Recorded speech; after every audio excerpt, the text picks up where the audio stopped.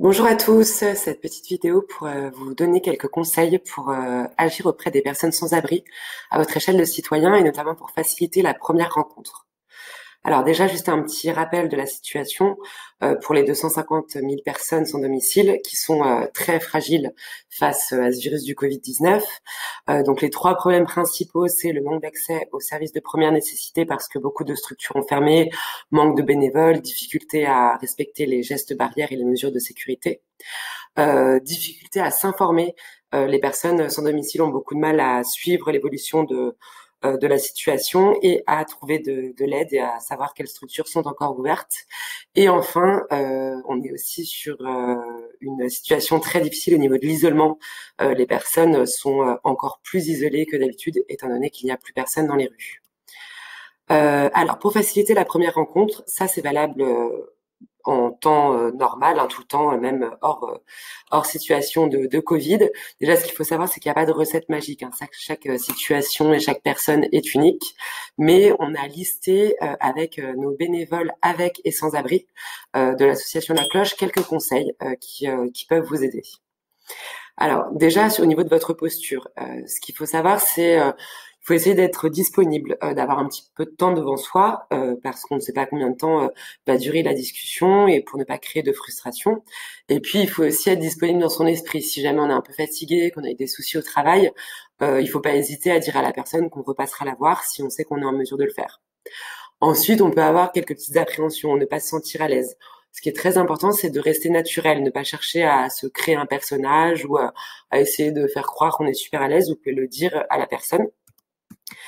Euh, c'est important aussi de vous mettre au niveau de la personne. Donc que ce soit au niveau physique, donc si la personne est assise, vous pouvez lui demander est-ce que vous pouvez vous asseoir à sa hauteur pour ne pas rester au-dessus d'elle. Et au niveau du langage, ben vous, bien sûr, hein, c'est comme avec tout le monde, vous adaptez votre langage. Commencez par le vouvoiement parce que c'est une personne que vous ne connaissez pas à la base. Et très important, ne surtout pas essayer de jouer le super-héros, pas vouloir en faire plus, ne pas vous culpabiliser, toujours aussi respecter la vie privée de la personne, ne pas essayer de s'immiscer, ne pas poser de questions indiscrètes comme vous le feriez avec n'importe quel inconnu, et respecter le libre arbitre de la personne, respecter ses choix. Il faut aussi être conscient qu'en tant que citoyen, votre action s'inscrit dans un environnement. La personne parle à d'autres citoyens qui l'aident. Il y a sûrement des associations qui agissent aussi, peut-être des commerçants du quartier. Donc voilà, ne pas vous croire seul et ne pas essayer de tout faire d'un coup auprès de cette personne. Même si vous êtes plein de bonne volonté, ça peut parfois avoir des effets plus néfastes qu'autre chose.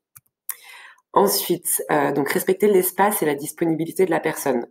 C'est important d'avoir en tête que pour la personne qui est à la rue, la rue, le banc, la marche sur laquelle vous pouvez la croiser, c'est peut-être son lieu de vie. Et voilà, c'est pas quelque chose qui est démarqué comme la porte d'une maison, mais il faut l'avoir en tête.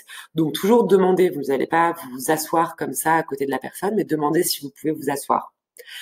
Bien sûr, ne pas venir en groupe, hein, si vous voulez créer une relation personnelle et ne pas faire peur ou déranger la personne.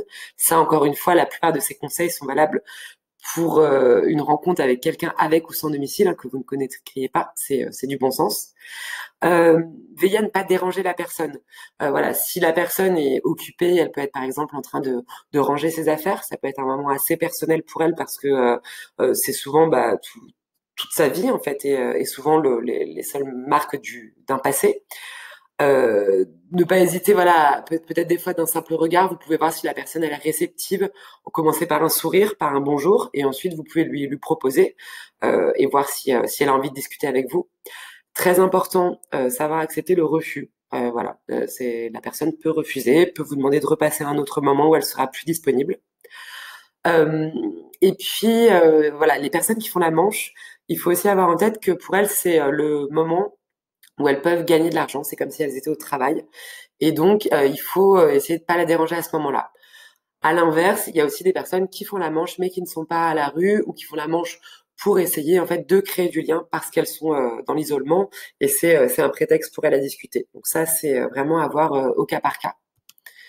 Ensuite, les besoins de la personne. Donc, très important de ne pas anticiper les besoins. Vous avez, voilà, en ce moment, on vous vous explique dans le programme qu'il y a beaucoup de besoins en produits d'hygiène. Il y a aussi bien sûr des besoins alimentaires, mais chaque personne peut avoir des besoins différents. Elle peut aussi avoir des goûts différents, hein, comme tout être humain, et un régime alimentaire. Donc, ce qu'on vous invite à faire, si vous pouvez, c'est plutôt demander à la personne avant ce qu'elle aimerait ou ce dont elle aurait besoin, si vous êtes en mesure de lui proposer. Si vous êtes en mesure de lui proposer, de lui apporter, c'est très important parce qu'il ne faut pas créer de fausses attentes. En fait, plus vous posez de questions, si par exemple vous demandez à la personne est-ce qu'elle a une solution pour dormir, est-ce qu'elle a un duvet, la personne va s'attendre à ce que vous soyez en mesure de répondre à ce besoin. Donc, ne posez pas de questions, écoutez la personne, ce qu'elle a à vous dire. Il y a une formation en ligne sur la chaîne YouTube de la Cloche qui est la formation à l'écoute active, qui est très utile dans la vie privée, dans la vie professionnelle, et que je vous invite vivement à faire, et qui est aussi très utile quand on rencontre des personnes qui sont dans des situations délicates. Pardon. Essayez aussi, on vous conseille de ne pas conditionner la relation à un échange matériel. Si vous arrivez dès la première rencontre avec un objet, un don, la personne peut s'attendre à ce que ce soit le cas à chaque fois, et vous pouvez vous sentir gêné si un jour vous n'avez rien à donner. Peut-être, n'hésitez pas à inverser les rôles. Vous pouvez par exemple demander l'heure, demander une cigarette, demander votre chemin. Et les personnes sont souvent très contentes de pouvoir elles-mêmes offrir quelque chose parce qu'elles ont l'habitude, voilà, qu'on leur offre la charité. Alors, quelques cas particuliers rapidement. Voilà, pour les personnes non francophones, c'est vrai qu'on nous demande souvent comment créer le lien avec ces personnes. Déjà, il faut savoir que un échange n'est pas uniquement verbal. Vous pouvez aussi échanger avec votre langage corporel, avec un sourire, vous faire comprendre par des gestes, ou même en continuant à parler votre langue. Il y a quand même des grandes discussions, et je vous parle d'expérience. Vous pouvez aussi utiliser bien sûr les traducteurs en ligne. Il y a le guide du routard, pardon, qui fait un guide visuel pour aider les personnes réfugiées. Voilà, qui peut être aussi très pratique. Et puis après, bien sûr, des jeux de cartes, des jeux de dés, il y a tout ce langage qui est assez universel. Et puis, si vous voyez des familles à la rue, ne pas hésiter à venir avec des feuilles, des crayons, et puis dessiner avec les enfants. C'est aussi une belle manière de communiquer.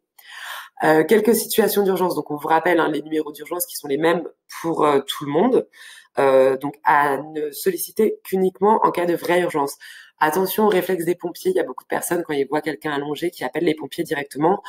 Ce n'est pas le bon réflexe à avoir. Il faut d'abord que vous soyez sûr que la personne est en danger et que vous le demandiez avant d'appeler les pompiers. Si jamais la personne est en danger, vous appelez les pompiers, mais il faut rester avec elle parce que les pompiers vont vous demander des informations complémentaires et aussi parce que la personne est en détresse et donc elle sera bien contente d'avoir quelqu'un qui est là pour la soutenir dans ce moment difficile. On vous a noté aussi le numéro qui a été créé, un numéro vert spécial Covid qui est tenu par des médecins bénévoles qui sont là pour répondre aux questions des personnes sans abri et pour pouvoir les orienter en cas de doute sur les symptômes. Et enfin, donc ça encore une fois, c'est valable tout le temps.